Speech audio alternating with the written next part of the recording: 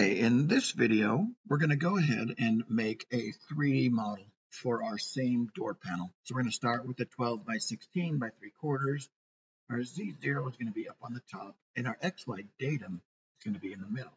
Again, when we're working on an existing project, I want to make it easy to find the center of our part so we can carve outwards from there. All right, go ahead and click on OK. When making a 3D model and putting it inside of a door, the first thing we need is to make a dish. So we're going to go ahead and use our Draw Ellipse tool. We're going to click right here in the center and just drag out until we get about what we like. So we're going to go, I'd say about right there. And then click on Close. Okay. We're now going to toggle our 2D and our 3D views. We have 2D on the left, 3D on the right, and I'm going to roll my 3D view up at a slight angle so I can see depth as I start building my parts. We're going to go to modeling, and the first thing we do is we add a zero plane. That's going to give us a plane on which everything else works. All right. Now, with our ellipse selected, we're going to go to our Create Shape tool. I'm going to use a dome or dish tool here.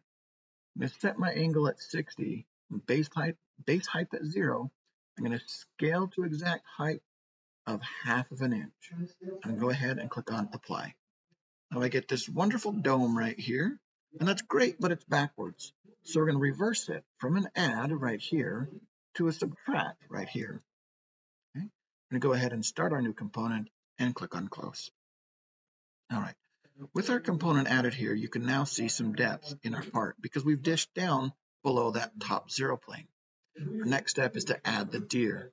So we're going to go in here, we're going to go to our clip art, and I'm going to come down and find my deer. I can take him, I can just double click on him, and he'll come in. And now it's just a matter of sizing him and placing him where you want. You'll notice that when I double clicked on him, he came in centered on 0. So it's nice to already have your part with 0 in the middle. I'm going to drag him down just a little bit, and then I'm going to go ahead and size him up. So I'm going to grab that white box there, hold down Shift, and I'm going to just size him up a little bit more. Okay. All right, here we are. Now I might use my arrow keys to bump him around a little bit because I want him to look a little more centered. That looks a little bit better. Okay. At this point, we're ready to go ahead and cut. A couple things we want to point out. The first thing is that we use the Add tool. Now what the Add tool does is it adds the deer on the surface of the dish. So you'll notice how the deer is laying on the curved surface of the dish. If we come into our deer, we can take a look at the other options that we have. We have the Subtract tool. It's going to make him go down inward. Probably not right for this one. We have the Merge tool, which is going to stand him proud of everything. Also, probably not right.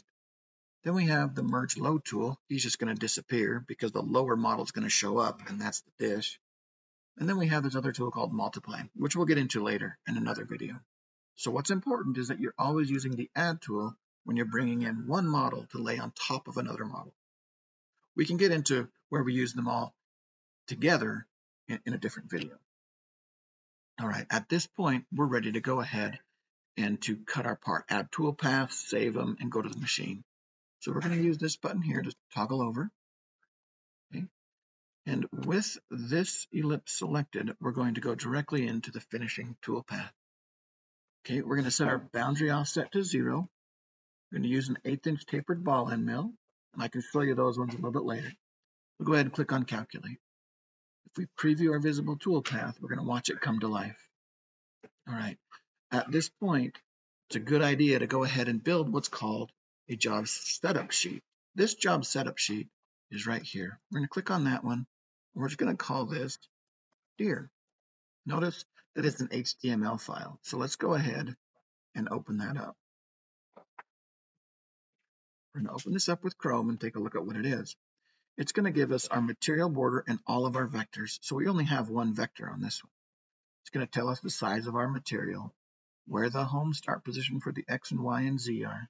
The Z is on the top, the XY is in the middle, and the clearance is 0.2 inches. That means above the part, it's going to move around by 0.2 inches. It's also going to give you an estimated time for this one, about an hour to make this piece here, and the tool and anything else you need to know about your part.